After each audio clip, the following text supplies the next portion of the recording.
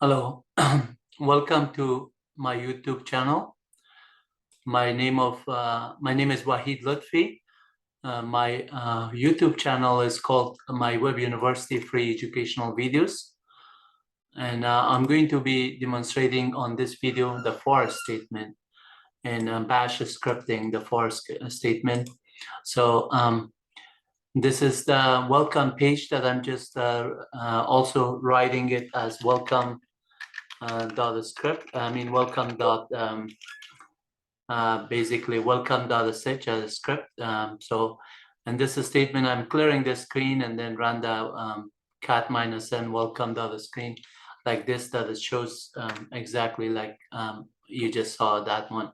But in order to run it, I just say welcome dot sh, and that would run the script here. And then the output is basically as producing 10 times. And welcome to my YouTube channel, MyWebUniversity Free Educational Videos. And sometimes with different fonts, I mean different coloring scheme. If it is odd numbers, it's a color scheme. And if it is even numbers, it's basically white color, which I like that color. And so I'm just making it a little bit more interactive, and that way you like the fonts. It's a little bit more pleasant to just see different contrast on the font. Otherwise, we could just display it in only white or black colors on a background that is there, nothing else. So let's just look into the session today that I'm going to cover. So I'm going to have this slideshow from this presentation that I have here, that I actually produced it for you. Please make sure that you go to our channel, and Web University channel is basically, if you look at this, let me just go to the actual presentation first, and then we will just walk you through our website so you can subscribe on it as well. So I'm on page 3. I need to be on page 1. Let me just see if this one is moving slowly. And now I'm on page 2, and now you need to go to page 1. It's a little bit too slow. Yeah. So now I'm on page 1, and the for statement and Unix and Linux scripting, which is a bash, corn shell, bourne shell. The for statement syntax is exactly the same, whether you use it on Unix or Linux platform. So I'm covering on the Linux Ubuntu, but you're welcome to test it on Unix Solaris, Unix Mac BSD, and FreeBSD, BSD, as well as other Unix like HP AIX or UX, HP-UX, or DEC OSF1, and DEC OSF1, or IBM AIX, or SGI IRIX. So all of those are Unix machine that I named, as well as you can do it on a Linux machine, which is Red Hat distribution, or Ubuntu distribution, or another Ubuntu, actually Debian distribution, Ubuntu, and Linux Mint, and other ones, or just a flavor of Debian distribution. CentOS, which stands for Community Edition of Community Enterprise Operating System, which was free up to June of this year. It was end of life this year, and it was replaced by Rocky version 8.5. So that is also free, and Rocky replaces CentOS, and then Red Hat still has the Red Hat, which is their main Red Hat and Fedora, or the main ones for the Red Hat distribution. So I'm doing Debian, which is Ubuntu, this one, and we're doing Linux on this one. But as I mentioned, Linux and Unix have same syntax for these if statement, for statement, if nested statement, if test, all the ones that I covered. So far, I've covered shell scripting with video number 1 through 5. The last one, video number 5, was the for and the F tested, ftest, actually test command. So now we're using the for statement. So the for statement in Linux is just almost the same as similar syntax is supported on C and C++ and Java. But there's other type of for statement, like for each, that is supported on C Shell, that I'm going to cover on video number 7. But for today, we're going to cover different type of for statement within bash scripting, as well as a for statement that is much like a C or C and Java, C++ kind of syntax. So without further ado, let's get to the first example. Normally on the pound shebang, user bin env bash, you're just saying the first line of your code that I want to just have the rest of the code as bash scripting. So the env is just an environment binary executable link format type 64 in this case, because it's a 64-bit operating system, is going to look at the bash interpreter and it's going to load it, and then line number 2, it has a pound in front of it. So to display the numbers between 1 and 10, basically it is commented out. So I have different kind of colors for it. So it is for readability. It helps you understand the syntax better. So the pound in front of that one, that is telling the interpreter to ignore that line. It is not going to be read by the interpreter bash in this case. Then the for statement says for I in $ left parenthesis sequence 10 right parenthesis. That sequence 10 is going to generate the numbers 1 through 10. That's just a statement or command in the bash itself. When you say sequence 10, it will just produce 1 through 10, the numbers.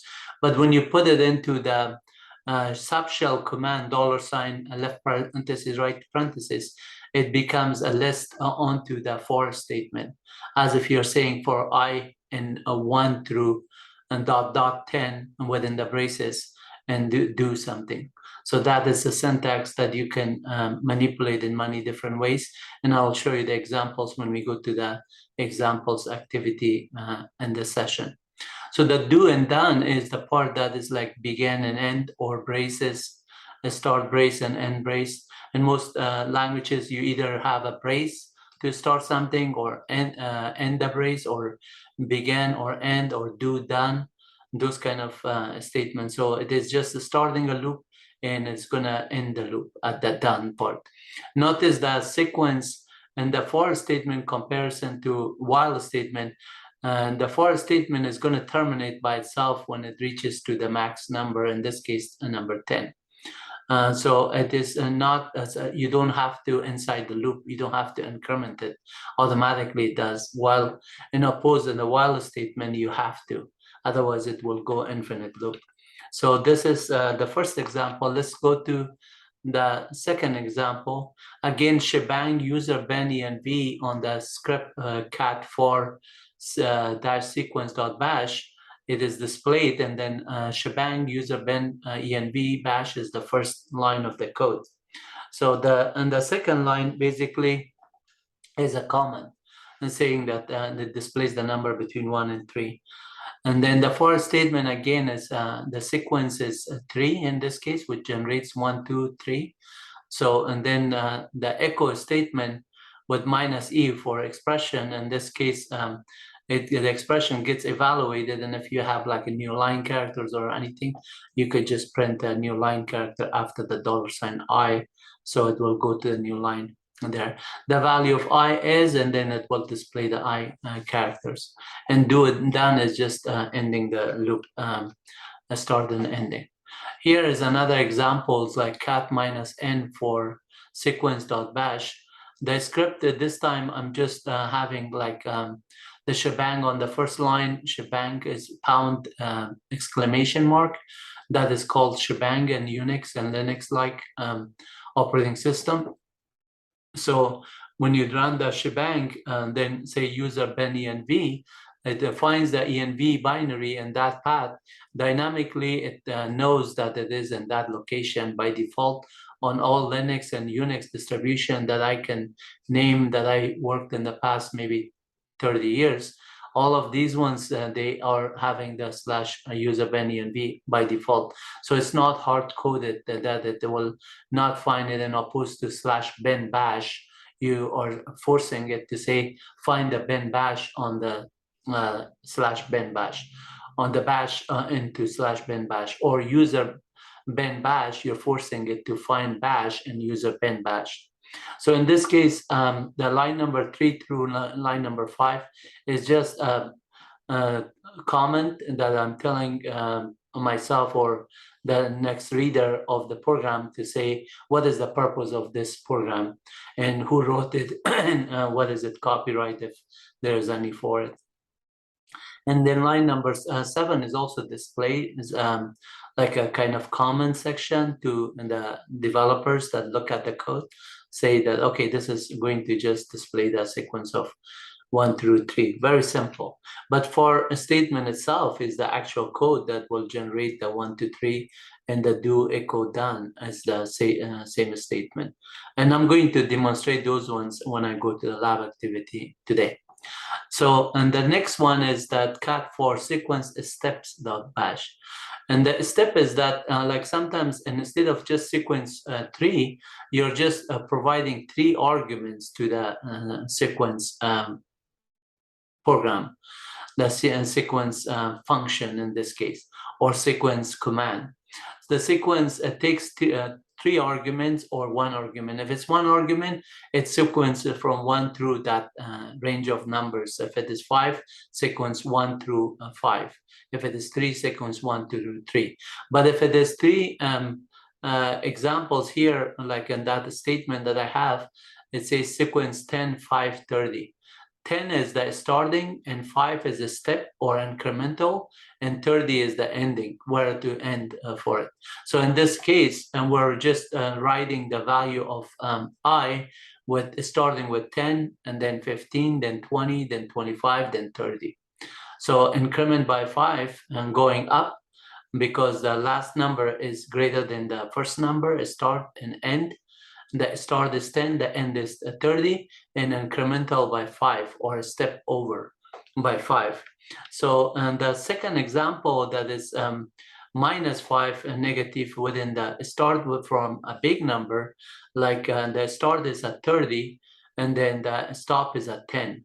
So you could say it displays 30, and then 25, then 20, then 15, then 10. So decrement by that number, minus. And here's the example of those sequence that I run it and I just produce it so you could see the output. I'm going to just do it on the terminal as well. But here is the example that when you do the sequence increment by 5, then the sequence 10, 5, 30 will produce the numbers 10, 15, 20, 25, 30. Similarly, when you decrement by 5, the sequence from 30 minus 5, 10 will produce the value of 30, 25, 20, 15, and 10. And then this one is just another examples of the sequence, just I put it earlier. Similarly, the bash is still the environment. And then the sequence, you can just change the sequence to 3 to 10, and you will get the list of 10 numbers. 100, 1 million, you just get, and the sequence is really fast. You could just run that one. And you can write your own for statement to generate those kind of statement. I will show you how to do that. And this example is to print a list of sports and display a nice statement when it is the word, the sport is soccer. So in this case, I say when if the sport is equal soccer, and notice the equal sign on that statement, it's just like an assignment statement equal. In other programming languages like Python, C, C++, and every other language, Go and Swift, everything, that's the equality is double equal sign when you're comparing to a string. In shell and bash scripting, you only use one equal symbol to represent equality of two string. So that is still okay. It's not an assignment when you're doing a f-then comparison of two string. You use one equal sign. So if the sport is soccer, we produce a great choice. I also love to play soccer. Otherwise, it says, and the name of the sport is also one of my favorite sport. I love all of those sports, like you all do. So we just also have a couple of for statement, but notice the for statement does not have a initialization variable, like it has an underscore. If you're not using the initial variable, you can use in most programming language like Python and C, C++, and other ones, and Go language, everything, they allow you to just do underscore, and then with that underscore in Bash, it tells it that I'm not using that variable. So I'm just clearing the screen, like, putting a new line 3 times or 5 times, giving those examples that I'm showing you here.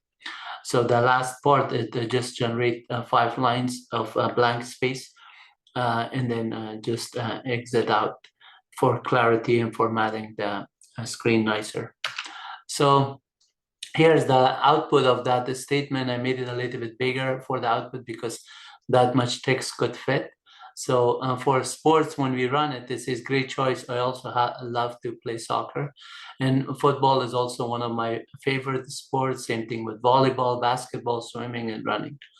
And a lot of other sports, so I didn't want to fit so many information on one smaller screen and you wouldn't see it. So another type of for statement that is also supported in Bash scripting and C shell kind of scripting is and the for each is the C shell, and then the for statement that we are using here is C-like or Java-like or C++-like for statement. But notice the only difference is that instead of 1 bracket, you put 2 bracket. If you put 1 bracket, it's not going to parentheses in this case. No, actually, it's bracket. Parentheses is the break. Okay, sorry. Parentheses. Parentheses is it's braces. That is that one. Bracket is the other one. This is parentheses. So parentheses, if you're using the parentheses with the left and 2 of them, that is a Bash syntax. But if you use one of them, it will give you an error. And C and C++ and Java, you only use one, and that I still understand it. And if you put sometimes the statement too much near the other one, like on the bracket part, when you're doing f-then comparison with the bracket, don't put the bracket near the variable that you're doing it, because it's gonna just error out with the syntax error. So it has a certain format, and if the syntax is a little bit weird, just look on the parentheses and the brackets, the options that you're passing, and then whether you're comparing a string or numbers. Like for example, this one, even though I is less or equal than 5, when you're doing an if statement, you're usually do I dash LE, less or equal. That is LE for the comparison of numbers. But in this case, it works for the strings also. And so then sometimes if it is the numbers is a larger numbers, you may have to just check to see what is the proper syntax for it. Usually it works with the less than sign and greater sign for this one inside the for statement. So here I'm just printing hello world 5 times, and then the second time I'm just incrementing by starting with the initial value of 1, which is the first one also I did it with initial value of 1, but you're not just tied to only start with 0 or 1. Usually indices in a for statement or array starts with indices of 0, but you are welcome to use initial value of anything. And then where you're just going to the max length, the length of that one is defined by your needs. And then how you decrement or increment it It is depend on where you want to go from. So if you're going from a bigger number, you have to decrement by something, and that something could be like 2, 1, 3, 5, whatever. It's based on the needs. So those are expression that you're putting on the I is equal 1. That's an expression. I is less or equal than 5. That's another expression. I plus plus is another expression. So for statement has 3 expression, semicolon, expression, semicolon, expression, semicolon, not semicolon, and that one is basically, if you put a semicolon after that one, as most languages, it will go to infinite loop. So don't put a semicolon at the end of the last expression. And then the fact that I'm putting all of them in one line after the right bracket, that semicolon is fine, because it's like a press enter and then type in do and there. So similarly, at the end of the word, before the done, I didn't want to put it on the next line, so I could fit all of the information in one screen, and that's what happened there. So the status code for this is every function that, or every program, every command that you run normally return a status code. And the status code, when it is equal 0, means the last command succeeded, otherwise it failed. And let's do now some examples of the for statement. So with that one, I'm going to just stop this example here. Let me just close this. And then on this one, I'm going to be on this directory, and I'm going to just do a list minus L to see a list of the files. So in this example, I'm going to do a for star statement. So clear the screen, I run this statement, and if I want to see, let's see if the colors are much neither to see the contrast. So the Farsi syntax, I'm going to start with the third example, which is for sequence.bash script. So now let's say cat minus n for sequence.bash, and we see that that script is very small script, is basically just generating the value there. So if I just do a sequence here, the command, and without getting into that, and say sequence, not this, it just prints the number 1 through this. So when I put that statement inside the echo statement, the value of I is equal, then all I do is say run the script, say for sequence.bash, and it will just do the same thing, except this string will be in front of it, and then $I that are coming is going to go in the loop. It goes from 1 to 3. And then similarly, I can write the same statement inside the command line. So I could say for I and $sequence, and then I say 3, and then do, and then say echo minus E, and then the value of I is equal $I, and then put a new line character just to separate it more, and then say done. So now notice that those ones were printed. And if I wanted to make something here for this coloring thing, so I could say make it like a little bit nicer in terms of outlook. So it did not do it because laugh out loud was mistyped. So that just printed that one. And if I just wanted to do the one without it, it just prints out that. So let's just look at the example, and then notice that here all I have to do is, if I want to print up to 5 numbers, I could do the same thing with 5 numbers. And if I generate sequence of 10 numbers, I could do that. And if I say sequence of 100 numbers, it will do it. And let's say I do 100 comma, not comma, minus 5, and then up to 50. So we start from 100 going down to 50, and that's how you just step down. And if you go like 5, step 10 to 100, So you just do 5, 15, and then 25. You could do that. And if you want to just generate numbers between 0 to 10, and then just odd, even numbers, you could just do that one. And if you want odd numbers between 0 to 10, and then you could do that one between 0 to 12 actually. So you could just do that one, odd numbers. Yeah, and that will display there by increment. So it's very easy to write those scripts. Let's see what else we have here for you on the examples that we have a for statement, and then so this examples that we have here. Let me clear my screen here. Clear my screen, and then I'm gonna say echo minus e, and then give a couple of lines here. So you could do commands on the fly, and then at the same time I'm going to say, so I put the semicolon, I could put ampersand here also, say, and run this command also. And then at the end of it, say ampersand, and then echo minus e, and then put another few lines there. So that just moves the information in the center a little bit there, and then print out those lines. So the next example that I want to show you is that for sequence dash args. So cat minus n for sequence dash arg dot bash.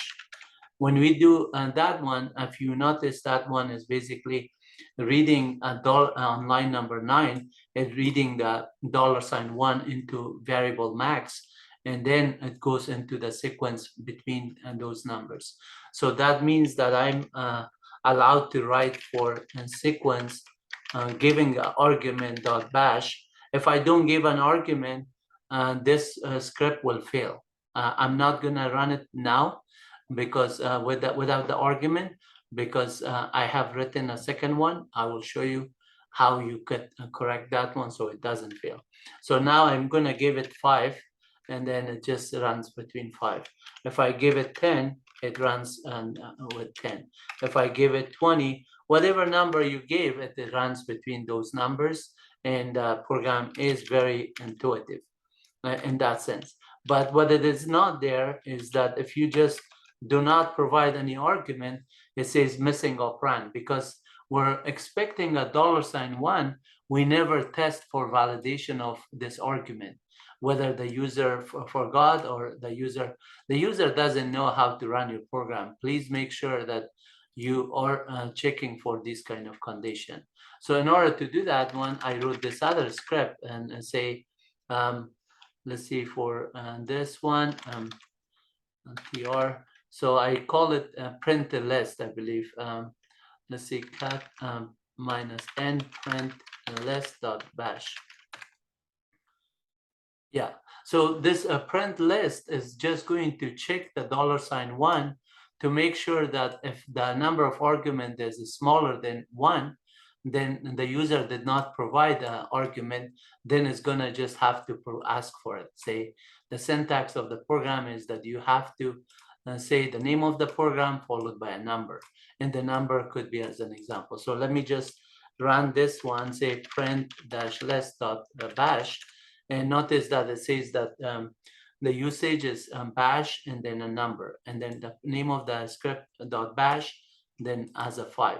So if I just say, okay, you want me to give you a 5, here's the 5. You want me give you 55, here's 55. Any number, you give it 500, the sequence will just generate that number really fast. So it is not like, oh, well, you're tight.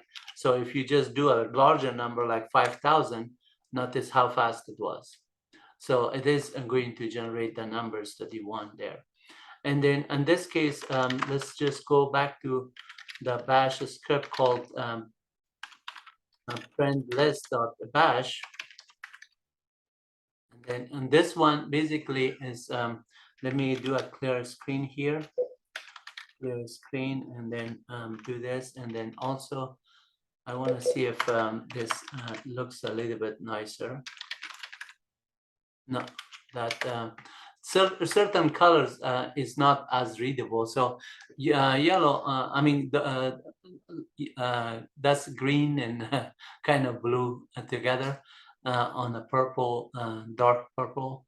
So it is okay, it's readable, but I'd rather have it on the white thing that it was nicer there. So it is much readable here. So let's look at the line numbers that we have. Line 8, just like a comment. Line 9 is reading the $1 into max. And then when we're looking at it, if the $pound on line 11 is less than 1, then obviously the user forgot to provide the input we are looking for. And then now the next line on line 16, I'm just checking if the user provided a value 0, because when you do a sequence, normally if 1, if we will get that one. Sequence of 0 doesn't generate anything because there's nothing. Sequence of -1, there's nothing.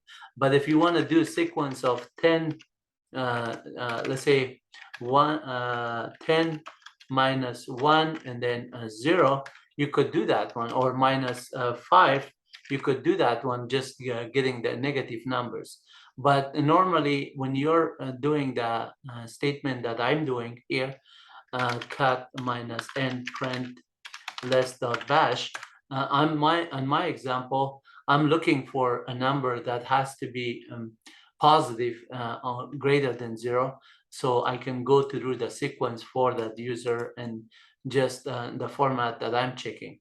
I'm not doing the first start, stop, end, and those statement. I'm doing this statement of sequence max. So in this case, if I just say print dash less dot bash and I provide only 1, it will do that one. If I put 0, then it's gonna say the number provided cannot be less than 1. So this else part of the LF statement is gonna execute. And if I do a -5, obviously it's going to say the same thing there. But if I give any number that is positive, like 3, it will do it, like 10, it will do it, and so on. So let's just look at more examples, .bash, and then the next example that I want to see as the args, we looked at it, the steps, we need to look at it, cat minus n for sequence dash steps .bash. This statement is basically checking for the purpose of doing the steps. So in this case, 10 is a start, and then 30 is end, incremented or step by 5. And here the start is 30, a bigger number. The end is a smaller number, so we decrement by 5. The two examples or demonstrating the step sequence, because 1 is a start, step by, which is either you increment or decrement, and end by what it is there. And the Python has a range function that also uses similar syntax. So it has a start, a stop, and then step, and then end there. So you're familiar with that one, that's great. For sequence dash steps dot bash, we're going to just show the output here. Notice that the increment between 10 to 30 is incremented by 5, so it's 10, 15, 20, 25, 30. When we are decrementing by 5, from 30 goes down to the 10, 30, 25, 20, 15, and then 10. Notice that the last end statement on both condition is inclusive. In Python range, it is not inclusive. So you just have to do something if you want to include that statement, that number, because the last one is not inclusive. And that's because of a list structure syntax, that the end of the list is usually -1 value, saying that whatever is the number -1 of that one will just give you the last indices of the list on the Python structure, data structure I'm talking about. So here we're just looking at more examples, store.bash. So in the steps we did that one, then now we're going to do the sports there. Cat minus n for sports and dot bash. this script, I wrote it to just look for a list of sports. So here, the for statement between 8 and line 11 is just printing 3 new line characters to format the output better. And at the end, line 24 through 27 does similarly at the end. So once it prints 5 lines. So this output of the command line is just on a separate lines. You have to format it in a way that your program does not mingles with other programs or mix with the other programs output. So here we're just basically looking for the sports, and notice that the syntax for sports is that for variable n and then the list. The list is separated by a space in this case, and it's all kind of names of variables. So we're doing that one, and then the if statement $sports is going to check for equality of that variable with the string, and it is case sensitive. You cannot put s in lowercase and match the soccer when uppercase s. So it has to be case sensitive, and it has to match there. Then it's gonna do these tabs, and then it's gonna print out a nice format of the display. So let's run this one. I think the name of the program was this, so I'm going to just say / for bash. And notice that this is a great choice. I also love to play soccer. In fact, if I wish I could play more than once a day, but now I'm old, I can only play maybe whenever I get a chance to play with a bunch of youngsters as well as my age type of people or younger. And then we play on Sundays, and usually if my son goes somewhere, I go with him to just get a chance to touch the ball. I love the game.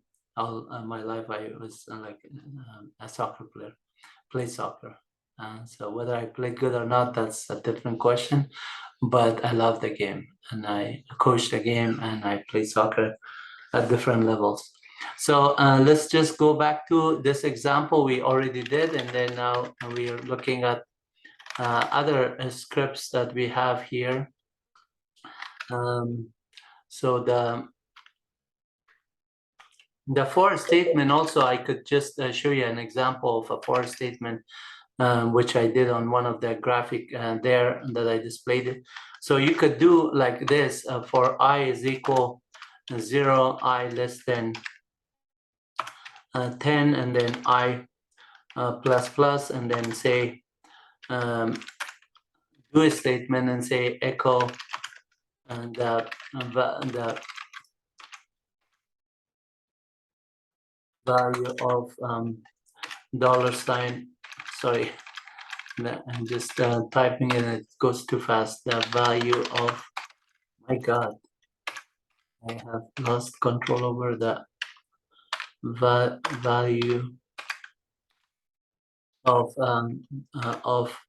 $, I plus and $I is equal, and then we could just say in this case is this, and then let's say we are going to say I $I plus and $I, and let's see if that syntax is with the echo statement works.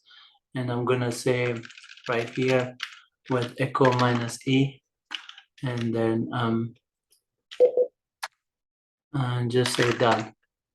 Oops, the done went so many times, so sometimes the keyboard is not working properly. Okay, so it did it, and you can see 1 plus 1 is 2, and similarly you can do the multiplication, addition, division, anything. Just use these symbols differently. So, and then if this asterisk doesn't work for you because of this syntax, is because you have to skip it. So that is why sometimes make sure that when you're doing certain operation, because asterisk is a wildcard character in Linux Unix. So you are having that as argument, and if you just do it without the skip sequence, it is doing it. But subtraction doesn't work that way. Subtraction is not a statement, so it is going to work that way. And addition, the same thing, and modular division, and so on. So that is an example of that. And if, for example, here I could just say increment it by 5, I plus 5. So this one I'm going to,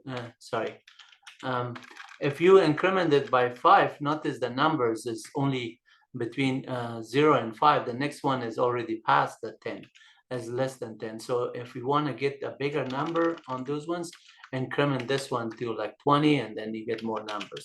The larger that you increment it, you just get that number. So if you want to do less or equal, then including the 20, then you have to put that expression as so. And if you start off with a different number, like 2, let's say, let's do 2, then you're just saying getting 2 and then 7 and so on. And then by incrementing of the next number. So that is all I had for today, and I hope you enjoyed it. And I'm going to run this piece.sh, which is my favorite word in nowadays, because everybody should have peace in the entire globe. We all need it. We all have enough problems with everything going on, and then we just need to just get along with each other. Please just have peace everywhere, and that you can save people's life and help others. It's always our job is to just be nice to each other and help each other, and then help the community grow up on our community, and just make nicer countries, make a nicer Earth. Just on the living on the surface of Earth, we need to support each other as long as we live. And then, so with that in mind, peace to you all. Have a great one. Make sure that you subscribe. And so I'm going to go to this channel, which is MyWebUniversity Free Education. And as you can see, I have posted a lot of videos for you. You're welcome to subscribe. And then also I have the MyWebUniversity online, and that is, I'm posting all these videos as well. And I have this book called The Direct Path to Linux Ubuntu. We're discussing chapter 5 of this book. Chapter 5 is the Unix and Linux shell scripting. We're on video number 6 today. So I have covered enough on chapter 2 for basic Unix commands, and then chapter 3 intermediate Unix command, and chapter 4 advanced Unix commands. If you start watching these videos, as well as go through this online YouTube channel as well as MyWebUniversity.com, I built it for you so you can learn everything without installing a Linux operating system or a Linux VM or a Docker or something. You all have to do is just have internet access and a browser, and come visit MyWebUniversity.com. The book is online available. You can learn it by examples, and just for each chapter that you go, there's a lot of examples, a lot of videos that I have already posted. Look at that one, is for advanced Linux, and then these are the chapters that I have already put videos. Please make sure that you take advantage of it, because while this one is free and online available, you could just get a job on Unix as a system administrator, as a senior, junior, depending on how much you work and how much you learn and how much you do. It's all up to you. You're going to read these ones, watch these videos, and go to the website, test these stuff, and then just learn it more. So on each one of these ones you click, you will get a list of all the commands and options and everything there. I'm not going to go through them because I already went through these videos, and this video I want to finish it today for chapter 5, which we already have other videos that I posted here, and this was video number 1 that I covered, and it's right here. Video number 1 is somewhere this one. And it talks about shell, Bourne shell, corn shell, C shell, true C shell, bash, and then Z shell and awk. And then awk, I also have videos here, and then the environment variables and the FS statement. There's 4 more videos, video 4, 5, and 6, 3 more videos. I'm gonna post it, and then but they're all gonna be on YouTube. So just make sure that you go on YouTube and watch them, and subscribe, and then enjoy it. Have fun and have a great time. Take care. God bless you all.